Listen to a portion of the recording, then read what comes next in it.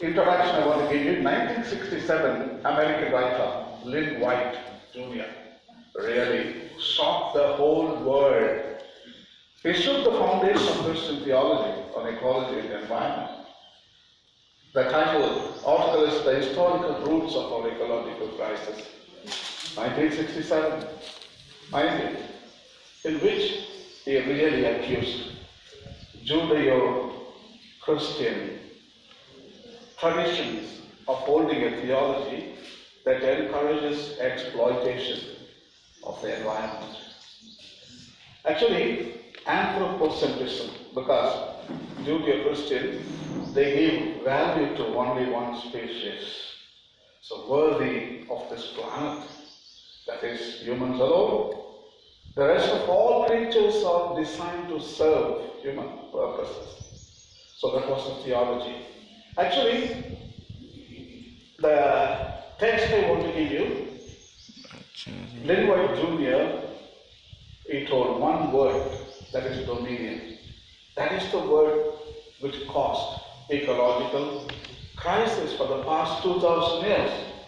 Look at that. This is the text what Lynn White Jr. is talking about. I'm going to read the entire text because this was the focus for the past 2,000 years. The capitalism, the World War I and II, even globalization, even the global warming and climate change, colonization, forced conversions, dominium terrae.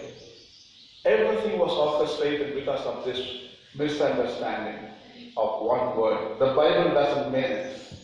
Mind you, the Bible doesn't mean it, but human interpretation.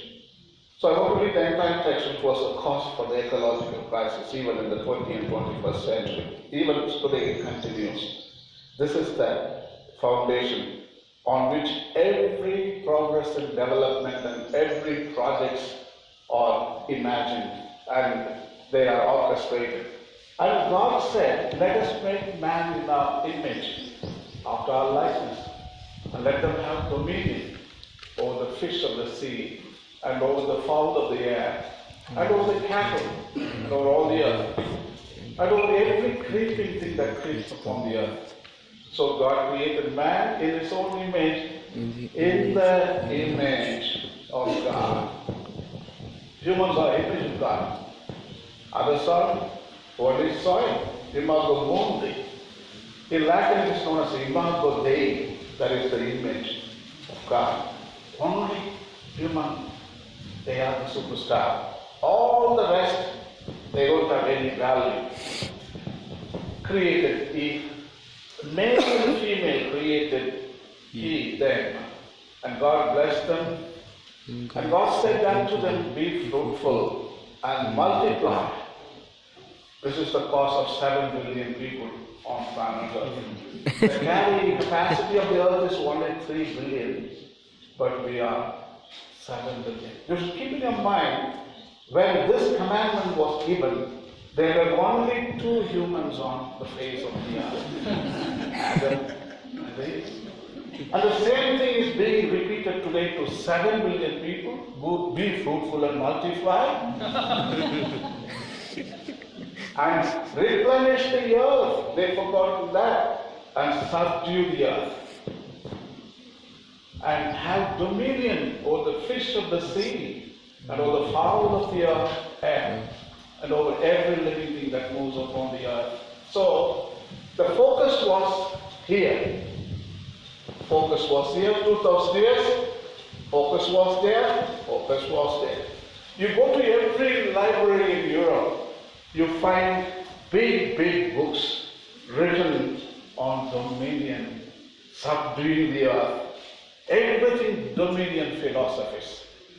So, God not only created humans, and He gave them license to abuse and subdue and dominion. If you don't do that, you are not worthy of human species. You are not Homo sapiens. So that is the kind of interpretation, the theology we have made. But the Bible, I am going to show you, Doesn't mean it.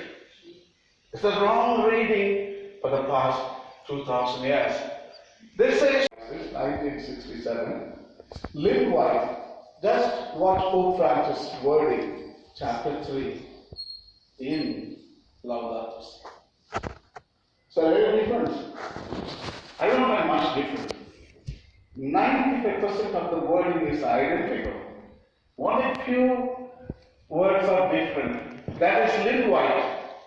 After 48 years, Pope is using his own title, The Human Roots of the Ecological Crisis, in which he says, only one culprit, that is human.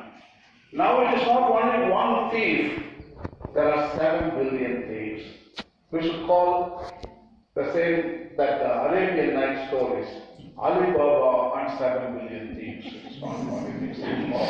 7 billion thieves. So we are all culprits, he says. In fact, Christianity bears a big brunt of blame, not acting enough on the matters of ecological crisis. As I told you, but now it's all history. It's all history. Lynn White, 1947, he wrote, 1967.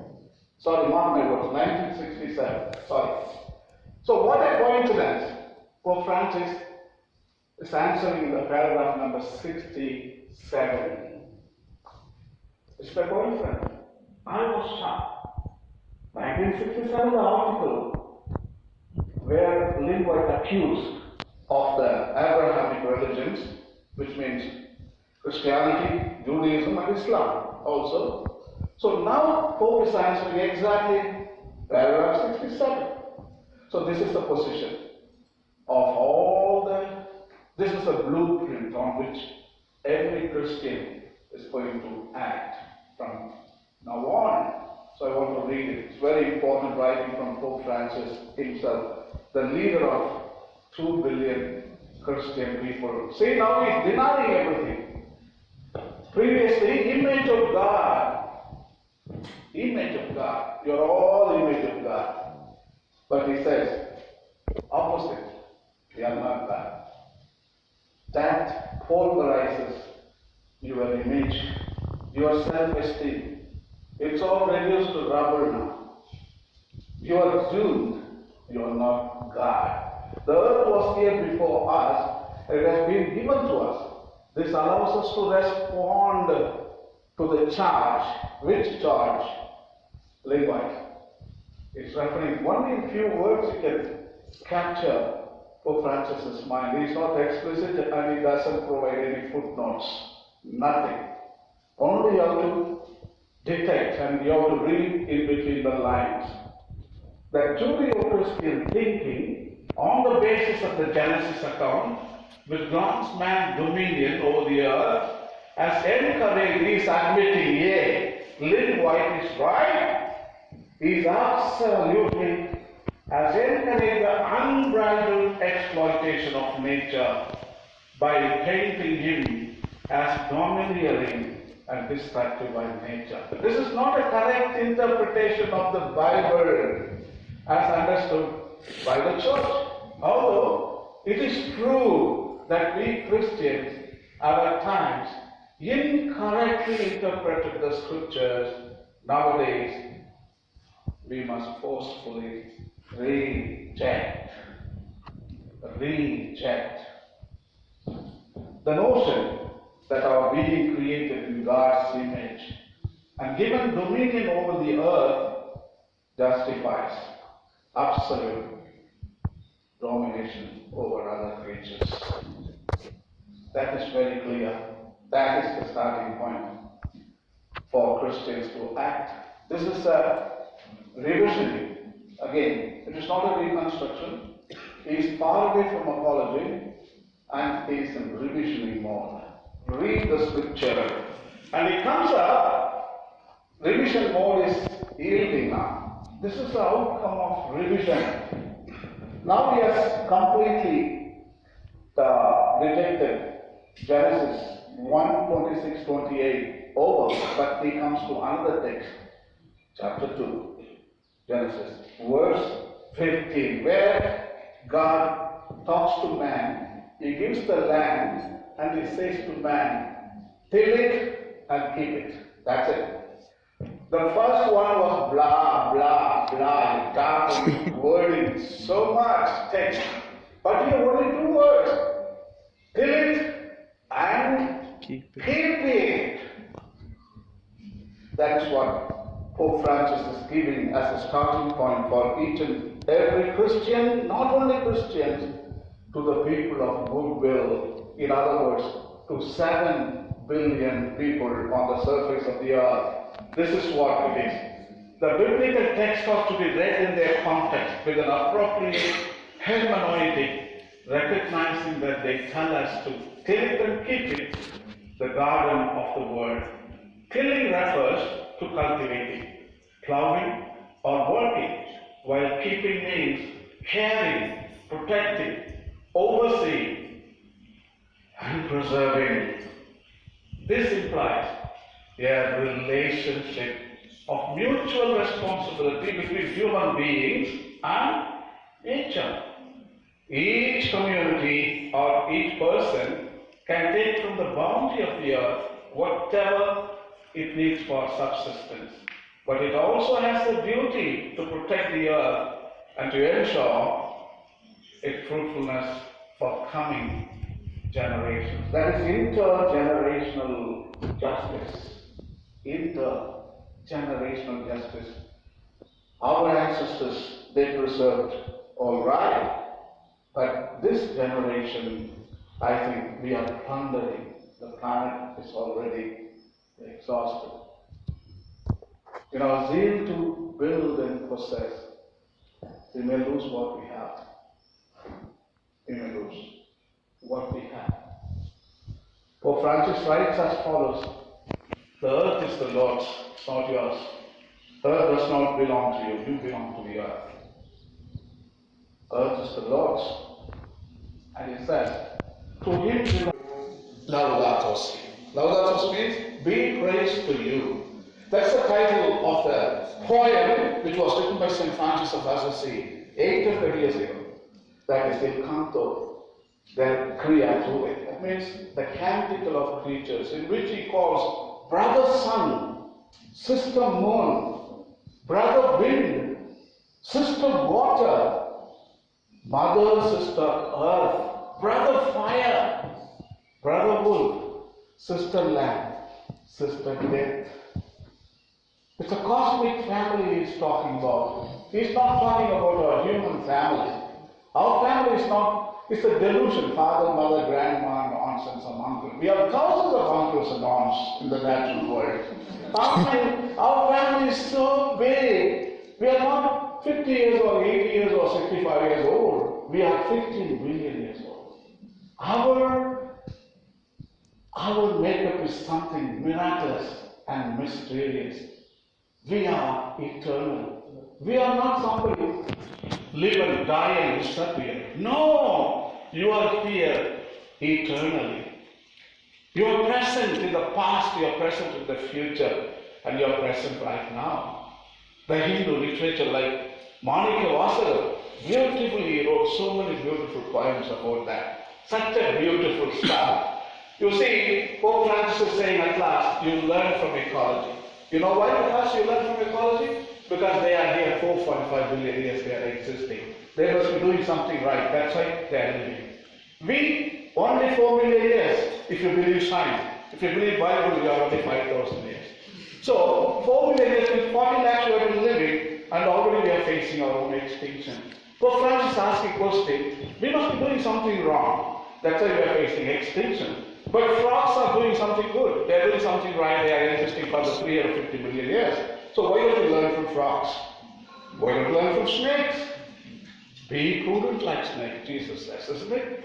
Matthew 10:15. Be prudent like snake and be innocent like doves. Learn from nature because they are before you and they are still continuing to exist. But the human species only shortest period. In 4 million years we are facing extinction. Dinosaurs, they ruled the whole Mesozoic era. Mesozoic era comprises from 200 million all the way to 65 million years, which is divided into Triassic, Jurassic, Cretaceous. These are the three Mesozoic periods.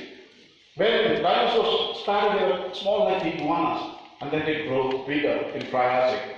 In Cretaceous, completely dinosaurs, Brontosaurus, Tyrannosaurus, all those dinosaurs. This is the age of golden age of reptiles. That is, we call about. So what I'm telling, these creatures, they existed 180 million years, these dinosaurs, and then they disappeared. But here, Homo sapiens, which is a misnomer, we are not Homo sapiens, we are not all-knowing human, but still we put a beautiful name. We inflate our own ego. So we are facing extinction. This is the shortest, only failure project of Mother Earth is Homo sapiens. Every other project is successful. So that is what Pope is telling, learn from ecology, because we are doing everything wrong. Humans goof off everything. You goof off everything because of your brain. So he says, learn from ecosystem. This is denounced. You are not a special creature. Don't try to cry. Oh, image of God. No, we lost the image of. You are an imago mundi. You know what I mean? You are being of the soil. You are not imago Dei, but you are imago mundi. You belong to soil. You came out of soil. From the same element, every other creature is also made of. Don't think your soil is better than snake soil. Everything is the same. All the Pandavuttas. I want to read you. Once, he said, Pope is writing, Laudato Si 170. If you are still believing that you are a special creature, human, I am going to read this. I am going to finish it off once and for all. Once the human being declares independence from reality and behaves with absolute dominion, the very foundations of our life begin to crumble. For instead of carrying out his role as a cooperator with God in the work of creation, man sets himself up in place of God and thus ends up provoking a rebellion on the part of nature. This is the nature's insurgent son and daughter. Insurgency, that is what we are. We have got PhD in insurgency. Tradition, exploitation, hierarchy. I am a priest, archbishop, cardinal, pope. It's all hierarchy. But yet, we want to bolster all the hierarchical systems in the natural world. How are we going to do that? You tell me. We want to create an equal society, but still we have hierarchy. That's a delusion. We will not be able to create that. You see, Pope has found a reason for our ecological crisis. He simply says Cartesian dualism. Somebody was talking about Cartesian dualism in the last talk. It's a French René Descartes. In the 16th century, you must know that dictum, famous dictum, cogito ergo sum. I think, therefore, I exist. So, in which he says, mind is different, body is different. So, that is a Cartesian dualism. So, now you see, humans are special, nature is inferior, it is outside. God is transcendent, he is not human. So there is a three-part hierarchy. God is all. That's why you get importance. That is business as usual models. Business as usual models means so far how we treated humans and how we treated the natural world. Today, high economic growth, medium economic growth, low economic growth, all are business as usual models. In that, you see only one thing, instrumental value. As long as something is useful for human purposes, you value it and you protect it and you save it because it's going to give economic value for you. And Pope Francis is telling, integral ecology model, that is what he is proposing from now on. He calls it, this is the baptism he gave, integral ecology model. Business as usual model, actually integral ecology is opposite to business as usual model. Okay, that is what Christians should follow. Not only Christians, also people of goodwill, in other words, all the people of the planet. So far we have seen Cartesian dualism made us to see ecology is different, economy is different, society is different. The Cartesian dualism, the same cogito, ergo, sum. Even today, it is being placed. In business as usual model, Cartesian dualism forced us to see economy and society more important than ecology. In society, the economy was progressing at the destruction of ecology.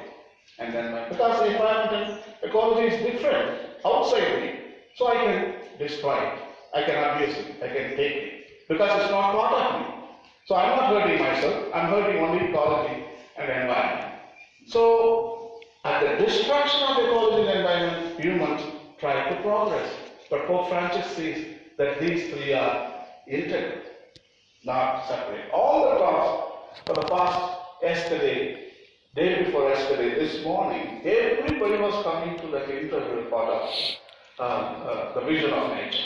That is what the amazing thing in this seminar I found. Really, that is, it stands out. So the chapter 4 in Laudato Si, the entire chapter is dedicated on integral ecology.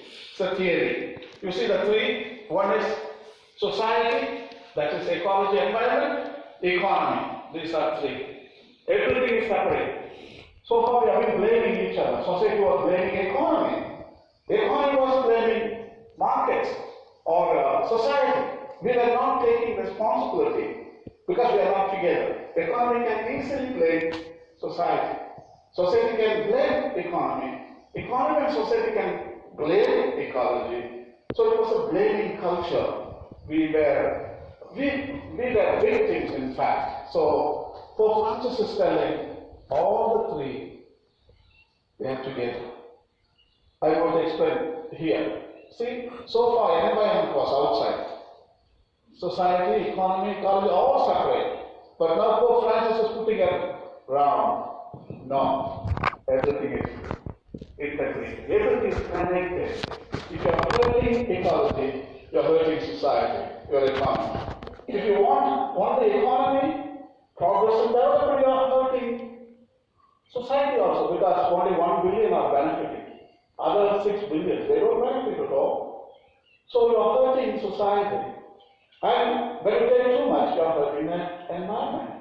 In fact, we are hurting ourselves. That is what he writes in paragraph 139. We are faced not with two separate crises, one environmental and the other social, but rather with one complex crisis, which is both social and environmental. Before, we were treating economy, we want high economic growth. For what? For only 15% of Indians, or 1 billion of world population. What about other 6 billion people? What about another 85% of Indians? So when you make an economy, you are not including the whole human species there. And you are excluding the most part of humanity.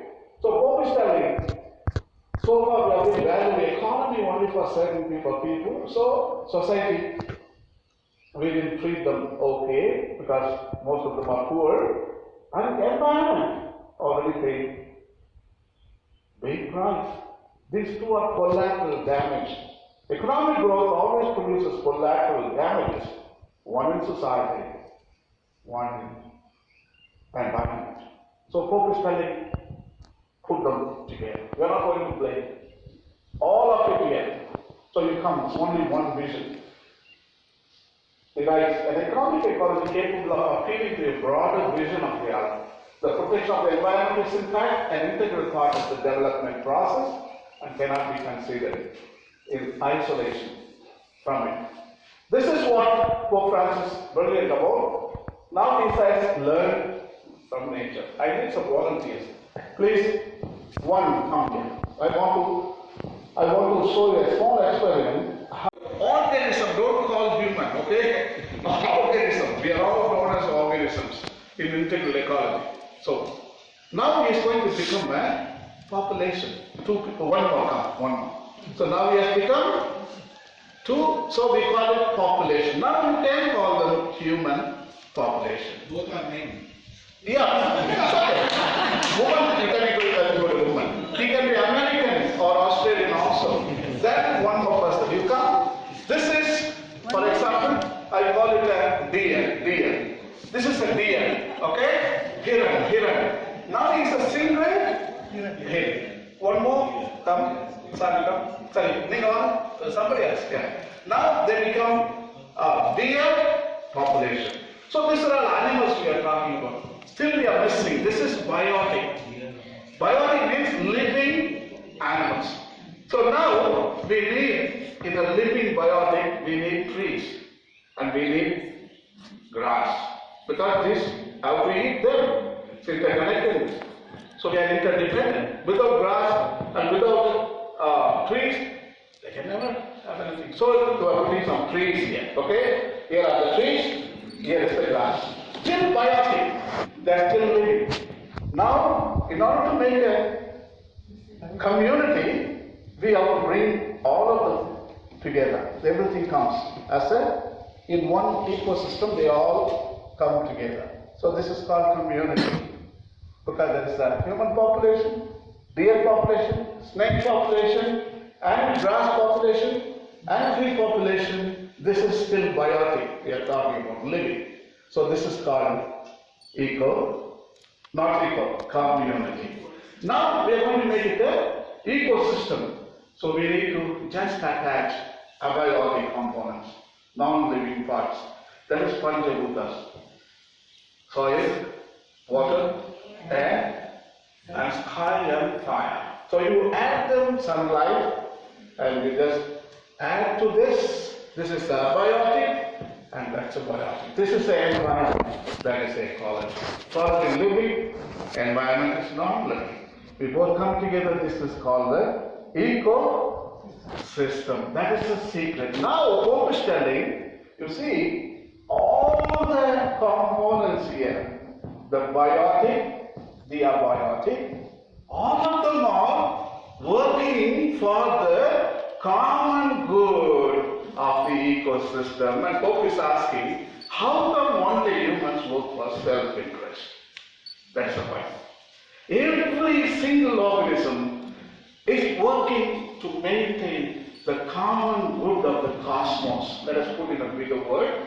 But how come only one species? It's not working for the common good. It's working for the self-interest. So that is an unbelievable question is putting to 7 billion of humanity.